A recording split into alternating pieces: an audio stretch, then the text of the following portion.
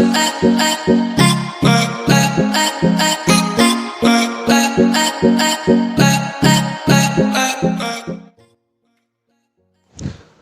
dear students, I hope you all are doing well at your home.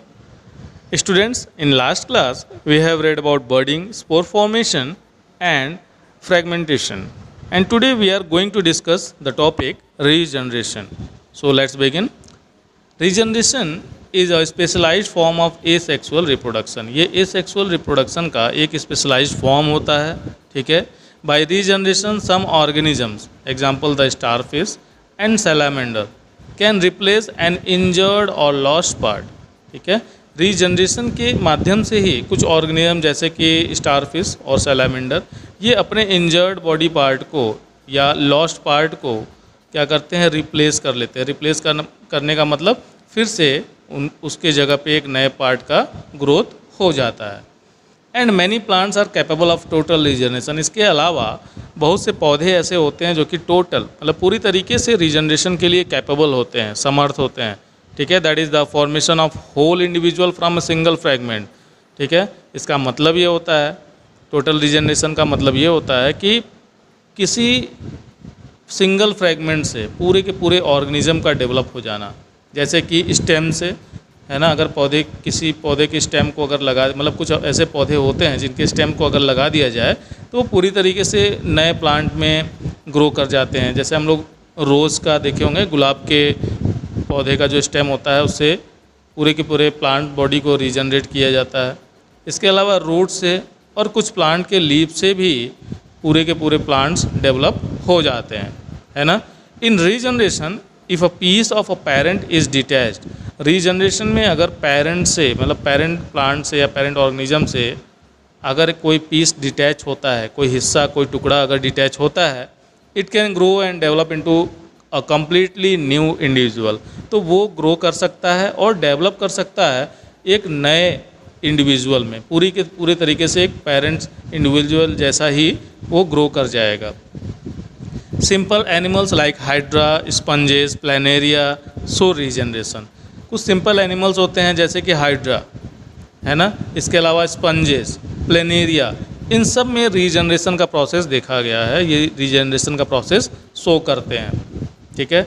Echinoderms like starfish, sea fan and urchin etcetera exhibit this type of reproduction. इसके अलावा कुछ echinoderms जैसे कि starfish, sea fan और urchin, इनमें भी इस तरीके का रिप्रोडक्शन देखा गया है. स्टारफिश में अगर उसके 5 जो है हैंड होते हैं, अगर उसको एक हैंड को अगर काट दिया जाए तो वो कुछ दिन के बाद क्या होता है वो कि पूरी वो हैंड जो है रीजनरेट करके वो पूरा पार्ट कंप्लीट उसका हो जाता है. इसी के साथ साथ सी अर्चिन और सी फैन में भी ऐसा देखा गया है. If the body of hydra और planaria is cut into pieces then each body piece can grow into complete organism.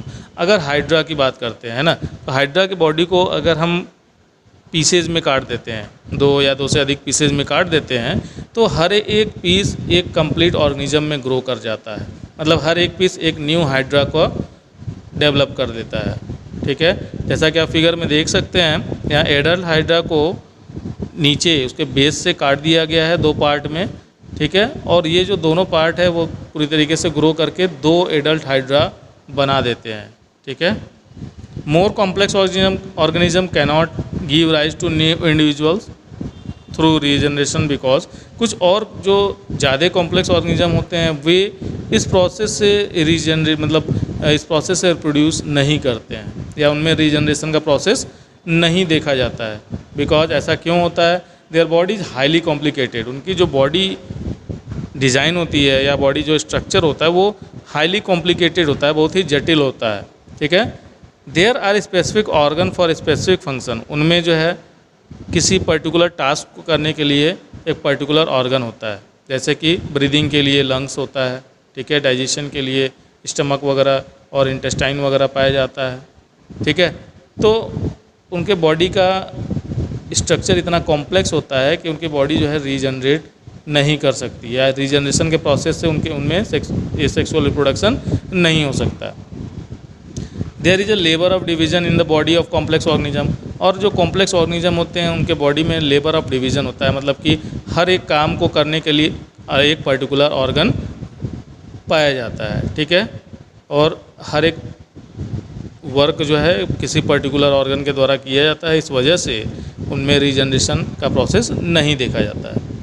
Regeneration is carried out by specialised cell, ठीक है, ये स्पेशलाइज्ड सेल के द्वारा होता है रीजनरेशन का process, which are not present in complex organism, जो कि कॉम्प्लेक्स ऑर्गेनिज्म में नहीं पाए जाते हैं, ठीक है। कॉम्प्लेक्स ऑर्गेनिज्म में स्पेशलाइज्ड सेल नहीं पाए जाते हैं, इसलिए इनमें रीजनरेशन का प्रोसेस नहीं देखा गया है।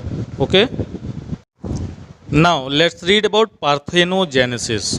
Okay, parthenogenesis is a form of asexual reproduction where an egg develops into complete individual without being fertilized। Parthenogenesis ये asexual reproduction का एक फॉर्म है जहाँ पे कोई एग जो है ये पूरी तरीके से, ठीक है, एक नए इंडिविजुअल में डेवलप हो जाता है बिना फर्टिलाइज हुए। हम जानते हैं कि अगर एग का फर्टिलाइजेशन होता है तभी जो है एग से एक नया इंडिविजुअल ग्रो कर पाता है, अदरवाइज अनफर्टिलाइज्ड एग से किसी भी तरीके का ऑर्गेनिज्म ग्रो नहीं कर सकता। लेकिन यहाँ पे by the process of parthenogenesis कोई अनफर्टिलाइज्ड एग जो है वो पूरी तरीके से कंप्लीट ऑर्गेनिज्म में ग्रो कर जाता है बिना फर्टिलाइज्ड हुए, ठीक है।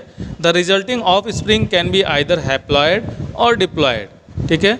इस प्रकार से जो ऑफ स्प्रिंग होते हैं, है ना, इसके परिणाम स्वरूप जो ऑफ स्प्रिंग होते हैं, ऑफ स्प्रिंग का मतलब होता है डॉटर ऑर्गेनिज्म, या आप बोल सकते हैं कि बेबी, ठीक है। तो ये जो है या तो हैप्लॉयड होते हैं या तो डिप्लॉयड होंगे, ठीक है, depending on the process of species, ठीक है। स्पीसीज के प्रोसेस पे ये चीज़ डिपेंड करता है।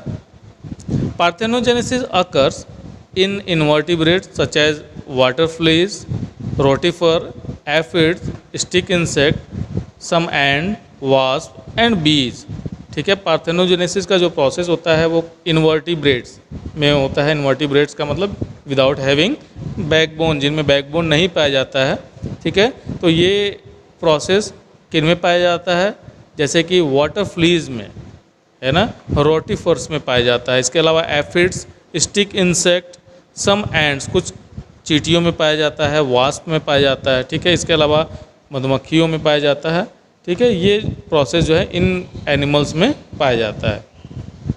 Similar phenomena in plant is known as parthenocarpy. ठीक इसी तरीके का प्लांट में जो प्रोसेस होता है या जो घटना होती है उसको पार्थेनोकार्पी कहते हैं, ठीक है। जो एनिमल्स में होते हैं उसको पार्थेनोजेनेसिस कहते हैं, और जो प्लांट्स में होते हैं उनको पार्थेनोकार्पी बोला जाता है। Bees use parthenogenesis to produce haploid males and diploid females.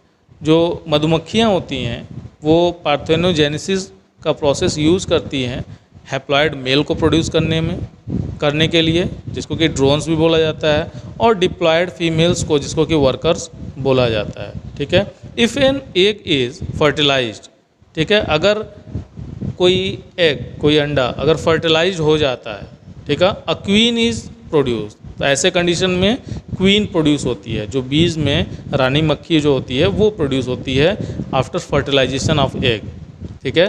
अगर एग फर्टिलाइज नहीं होता है तो ऐसे में ड्रोन्स और वर्कर्स जो है प्रोड्यूस होंगे। अगर एग का फर्टिलाइजेशन हो जाता है तो ऐसे कंडीशन में जो है क्वीन का प्रोडक्शन होता है, क्वीन जो है प्रोड्यूस होती है।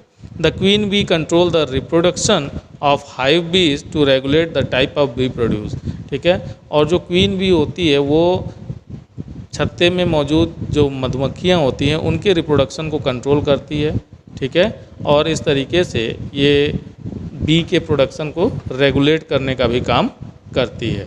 So let's read about vegetative propagation. अभी हम लोगों ने पार्थेनोजेनेसिस के बारे में पढ़ा, ठीक है। अब vegetative propagation, this is the 7th topic of asexual reproduction. Vegetative propagation is a type of asexual reproduction in which new plants are produced from vegetative parts, ठीक है। वेजिटेटिव प्रोपगेशन ये asexual रिप्रोडक्शन का एक type है जिनमें नए पौधे, ठीक है, वेजिटेटिव पार्ट्स के हेल्प से प्रोड्यूस किए जाते हैं, सच एज रूट, जैसे कि जड़ों के हेल्प से, रूट के हेल्प से, है ना, स्टेम्स, लीव्स एंड बर्ड्स, ये जो है वेजिटेटिव पार्ट्स हैं जिनके द्वारा पौधे जो है प्रोड्यूस होते हैं। Since reproduction is through the vegetative part of a plant is known as vegetative propagation. ठीक है, इस तरीके से प्लांट्स के वेजिटेटिव पार्ट्स के द्वारा जो रिप्रोडक्शन करने का जो प्रोसेस होता है, इस प्रोसेस को वेजिटेटिव प्रोपगेशन बोलते हैं। Plants produced by vegetative propagation take less time to grow and bear flower and fruits earlier than those produced from seed। ऐसे प्लांट्स जो कि वेजिटेटिव प्रोपोगेशन के माध्यम से उगाए जाते हैं या ग्रो कराए जाते हैं, इनमें कम समय लगता है फ्लावर्स बियर करने में, है ना, या ये कह सकते हैं कि इनमें जल्दी फूल लग जाते हैं, फल जल्दी देने लगते हैं ऐसे पौधे। ठीक है, in comparison to those which are produce from seed, उन पौधों के तुलना में जो कि सीड के माध्यम से ग्रो कराए जाते हैं। कहने का तात्पर्य है कि जो सीड के माध्यम से जो पौधे ग्रो कराए जाते हैं उनमें काफ़ी समय लग जाता है फ्लावरिंग और फ्रूट का प्रोसेस होने में, मतलब फूल लगने में और फूल से जो है फल बनने में काफ़ी समय उसमें लगता है। जबकि वेजिटेटिव प्रोपोगेशन में जो प्लांट्स हैं वो फल वगैरह जल्दी देने लगते हैं या उनमें फ्लावर्स जल्दी लगने लगते हैं। ठीक है, The new plants are exact copy of parent plant as they are produced from single parent। Vegetative propagation के माध्यम से जो प्लांट ग्रो करते हैं, ठीक है, उनमें खासियत ये होती है कि वो एकदम से पेरेंट्स प्लांट की 2 कॉपी होते हैं। 2 कॉपी का मतलब जीरोक्स मान के चलिए, है ना, क्योंकि हूबहू वो पेरेंट प्लांट के जैसे ही होते हैं, उनमें कोई भी अंतर नहीं होता है। ठीक है, क्योंकि वो सिंगल पेरेंट के ही पार्ट से ग्रो किए हुए होते हैं, इसलिए the production of new plant from parts of old plant can take place naturally और आर्टिफिशियली। ठीक है, नए प्लांट्स का जो प्रोडक्शन ओल्ड प्लांट के पार्ट से होता है या तो नेचुरली, ठीक है, या प्राकृतिक रूप से होगा, या आर्टिफिशियल तरीके से, है ना, जो कि इंसानों के द्वारा कराया जाता है। ठीक है, इस तरीके से वेजिटेटिव प्रोपगेशन होता है। So we can classify vegetative propagation in 2 types. इसलिए हम वेजिटेटिव प्रोपगेशन को 2 टाइप्स में क्लासीफाई कर सकते हैं। पहला है natural vegetative propagation and second one is artificial vegetative propagation. Natural vegetative propagation का मतलब होता है ऐसा एसेक्सुअल मोड ऑफ रिप्रोडक्शन जिसमें नेचुरल तरीके से ये वेजिटेटिव प्रोपगेशन होता है, प्राकृतिक ढंग से, इसमें ह्यूमन का कहीं इन्वॉल्वेशन नहीं होता है। जबकि आर्टिफिशियल वेजिटेटिव प्रोपगेशन में क्या होता है, इसमें ह्यूमन बीइंग इन्वॉल्व होता है, तभी ये संभव हो पाता है। So let's read about natural vegetative propagation. हम लोग नेचुरल वेजिटेटिव प्रोपगेशन के बारे में पढ़ेंगे। Natural vegetative propagation can take place from the following parts of plant. ये जो प्रोसेस होता है नेचुरल वेजिटेटिव प्रोपगेशन का, ये प्लांट के कुछ पार्ट से होता है।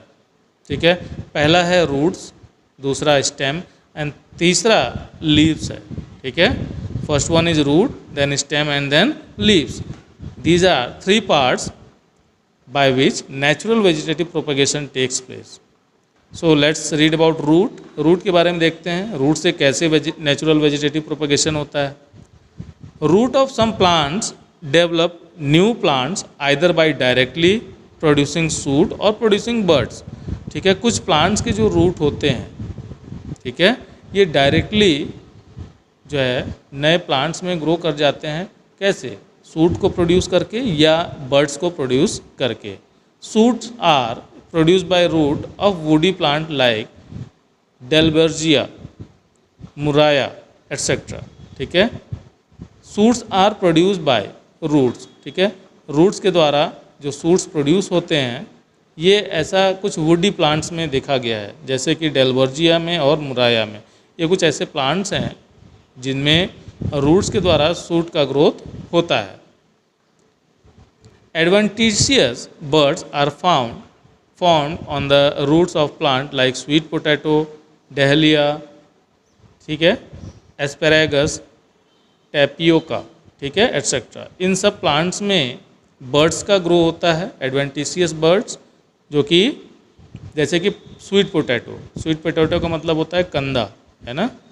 इसके अलावा डहलिया, एस्पेरेगस, इन सब पौधों में जो है बर्ड लाइक आउटग्रोथ होता है, और वो जो बर्ड्स हैं वो प्लांट के रूप में आगे चल के उनका ग्रोथ होता है। These buds detach from root and develop into new plants. ये जो बर्ड्स होते हैं ये रूट से डिटैच हो जाते हैं, रूट से अलग हो जाते हैं और इंडिविजुअली एक नए पौधे में डेवलप हो जाते हैं। Okay students, now let's read about stem. Stem has nodes and inter nodes. ठीक है, स्टेम में आपने देखा होगा नोड्स पाए जाते हैं और इंटर नोड्स, है ना।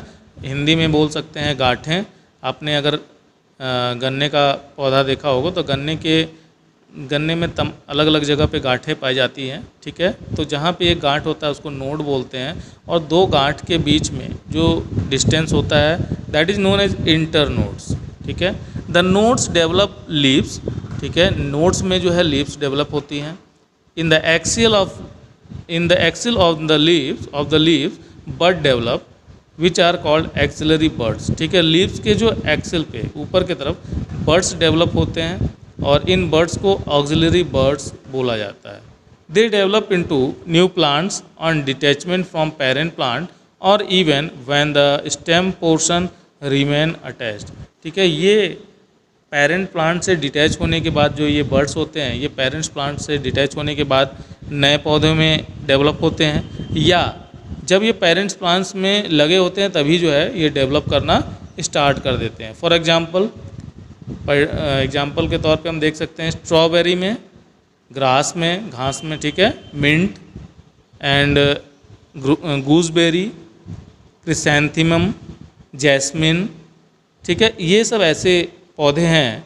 इसके अलावा वाटर हैसिंथ, वाटर लेट्यूस, ठीक है, ये सब ऐसे पौधे हैं जिनमें ऑक्सिलरी बर्ड्स के द्वारा एसेक्सुअल रिप्रोडक्शन होता है या वेजिटेटिव प्रोपेगेशन का प्रोसेस होता है। The portion of stem that is underground in some plants. Stem का कुछ पोर्शन जो कि कुछ पौधों में जो है ज़मीन के नीचे पाया जाता है, सर्व्स टू फंक्शन। इनमें दो फंक्शन जो है सर्व करता है या दो फंक्शन करता है। It tides over unfavourable condition by storing food and become dormant and then germinating with the help of axillary bud when there are favourable condition. ये क्या करता है, ये अनफेवरेबल कंडीशन में फूड को स्टोर करने का काम करता है। ठीक है, और इनमें ऑक्सिलरी बर्ड्स भी ग्रो करते हैं, और जब ऑक्सिलरी बर्ड ग्रो करते हैं तो फेवरेबल कंडीशन में ये प्लांट्स में ग्रो करना स्टार्ट होता है। जैसा कि आपने पोटैटो में देखा होगा, पोटैटो मीन्स आलू, है ना। ये क्या है, एक स्टेम है जो कि ज़मीन के अंदर ग्रो करता है ना, और ये ज़मीन के अंदर ग्रो करता है और ये क्या करता है कि फूड आइटम को स्टोर कर लेता है, जिसको कि हम खाने में यूज़ करते हैं। और आपने देखा होगा कि अगर आलू जो है, आलू होता है वो अगर मॉइस्चर के कांटेक्ट में आता है तो उनमें धीरे धीरे बर्ड्स ग्रो करने लगते हैं, जिसको कि हम आँख बोलते हैं, आलू की आँख, है ना। उसको जो है अगर अलग अलग पार्ट करके ज़मीन में लगा दिया जाए तो वो हर एक बर्ड लाइक जो ग्रोथ होता है वो एक नए पोटैटो प्लांट में ग्रो कर जाता है। ठीक है, तो ये पोटैटो में देखा गया है। इसके अलावा जिंजर, अदरक में, हल्दी में, प्याज में, लहसुन में, ठीक है, कोलोकैसिया इनमें भी देखा गया है। ठीक है, ये कोलोकैसिया एक प्लांट है जिसमें कि ये देखा जाता है। Tuber is an underground stem which is swollen and the nodal region are called eyes और bird.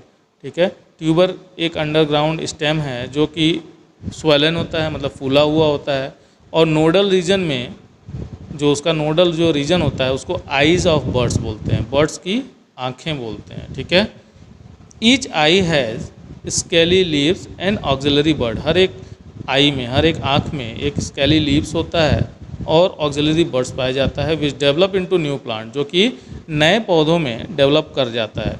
When the tuber is planted, जब उस ट्यूबर को ज़मीन में लगाया जाता है तो ये जो आई है वो नए प्लांट्स में ग्रो कर जाता है। Potato tuber can be use for vegetative propagation of potato plant. ठीक है, इसी तरीके से हम जैसा कि पहले भी मैंने बताया पोटैटो ट्यूबर ये जो है वेजिटेटिव प्रोपोगेशन में यूज होता है पोटैटो प्लांट्स के, है ना। पोटैटो प्लांट्स को उगाने के लिए पोटैटो ट्यूबर का यूज़ किया जाता है। So let's read about leaf. In Bryophyllum and Kalanchoe the leaves have small buds on their margin. ठीक है, ब्रायोफिलम और कलौंची ये दो ऐसे पौधे हैं जिनकी पत्तियों में जो है छोटे छोटे बर्ड्स पाए जाते हैं उनके मार्जिन पे, उनके किनारों पर। ठीक है, when these are detached from plants they grow into independent plant. जब ये जो बर्ड्स पाए जाते हैं लीफ के मार्जिन पे, जब ये पेरेंट प्लांट से डिटैच होते हैं तो ये स्वतंत्र रूप से एक नए प्लांट में ग्रो कर जाते हैं। They may also start growing into independent plant if the leaf touches the soil. और सिर्फ अलग होने पे ही नहीं, ये जो बर्ड्स होते हैं लीफ से जब अटैच होते हैं और लीफ किसी कारण से अगर सॉइल को टच करती है तो सॉइल के कांटेक्ट में आते ही ये बर्ड जो है ग्रो करना स्टार्ट कर जाते हैं नए प्लांट में। ठीक है, ऐसा ज़रूरी नहीं है कि ये जो बर्ड्स हैं लीफ से अलग हों तभी जो है नए प्लांट्स में ग्रो करेंगे। जब ये सॉइल के कांटेक्ट में आते हैं तब भी ऐसा हो सकता है। ठीक है, आप ऐसा जो है ब्रायोफिलम की लीफ में देख सकते हैं। Some plants can be propagated through cutting alone. कुछ पौधों को जो है काट के प्रोपेगेट किया जाता है, उनका जो है वेजिटेटिव प्रोपोगेशन का प्रोसेस किया जाता है। Just like begonia. Begonia also reproduces bye vegetative propagation through it's leaf. ठीक है ना, ये भी बेगोनिया का एक पौधा जो होता है ये लीव्स के माध्यम से इनमें वेजिटेटिव प्रोपोगेशन का प्रोसेस होता है। Plant such as cacti produce new plant when their parts get detached from main plant body. ठीक है, प्लांट जैसे कि कैक्टी, ये कैक्टी एक प्लांट का नाम है, ये भी नए प्लांट में प्रोड्यूस होता है जब उसका पार्ट जो है ये मेन प्लांट बॉडी से डिटैच हो जाता है। Each detach part can grow into new plant. ठीक है, हर एक डिटैच पार्ट जो है ये नए प्लांट में ग्रो कर जाता है। ठीक है, the green grass which spring up in dry field after rain grow the vegetative propagation. हरे जो घास के पौधे होते हैं, ठीक है, which spring up in dry fields, जो कि सूखे खेतों में या सूखे जगहों पे या सूखे खेतों में ही बोला जाए।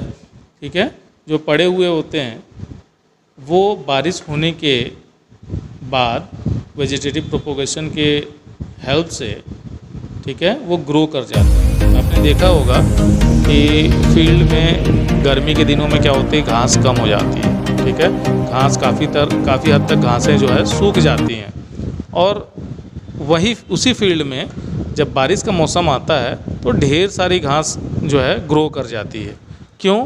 क्योंकि वो जो घास का जो पौधा होता है वो पूरी तरीके से डेड नहीं होता है। वो जैसे ही वाटर के कांटेक्ट में आता है या फेवरेबल कंडीशन में जैसे ही आता है वो ग्रो करना स्टार्ट कर जाता है। ठीक है, the branches that arise from stem which is very close to the surface of ground break off from parent plant and develop new plant। ठीक है, ऐसे घासों में क्या होता है, जो ब्रांचेज जो कि स्टेम से निकले हुए होते हैं और जो कि ग्राउंड के काफ़ी पास में होते हैं, वो टूट कर नए मतलब पेरेंट प्लांट से टूट जाते हैं या डिटैच हो जाते हैं और न्यू प्लांट में ग्रो करना स्टार्ट कर देते हैं।